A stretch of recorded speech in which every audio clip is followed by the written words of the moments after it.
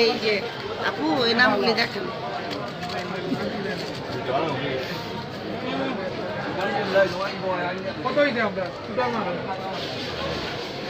আমার কাছে এটা ভালো লাগছে। শালি দুলাভাই পান, হানিমুন মশলা পান, বউ শাশুড়ি পান, এই পানটা খাওয়া দরকার ছিল। ডায়াবেটিক্স পান,